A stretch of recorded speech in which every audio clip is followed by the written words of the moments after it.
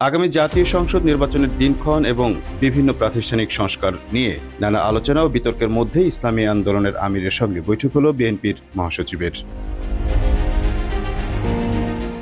এর সপ্তাহখানেক আগে জামাত ইসলামের আমির বরিশালে গিয়ে ইসলামী আন্দোলনের আমিরের সঙ্গে বৈঠক করেন। এই বৈঠক রাজনীতিতে আলোচনার সৃষ্টি করে। বৈঠকটির পর ইসলামী আন্দোলনের নেতারা ইসলামী দলগুলোর মধ্যে ঐক্য তৈরির প্রচেষ্টার কথা বলেন। এমন প্রেক্ষাপটে জামাতের পরে গতকাল সোমবার ইসলামী আন্দোলনের সঙ্গে বৈঠক করল বিএনপি।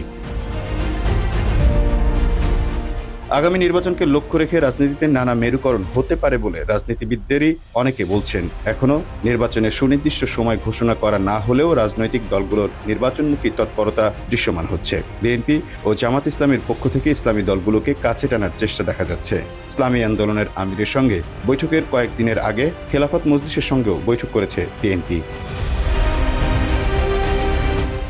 রাজনৈতিক মহল মনে করছে, নির্বাচন সামনে রেখে ইসলামী দলগুলোকে নিয়ে জামাতের পাল্লা ভারী করার চেষ্টার বিপরীতে বিএনপি এ বৈঠক শুরু করেছে। যদিও খেলাফত মজলিসের সঙ্গে বৈঠকের পর বিএনপির পক্ষ থেকে বলা হয়, ফ্যাসিবাদ বিরোধী সব রাজনৈতিক দল, বিশেষ করে ধর্মভিত্তিক ইসলামী দলগুলোর সঙ্গে যোগাযোগ বৃদ্ধির উদ্যোগ নিয়েছে তারা।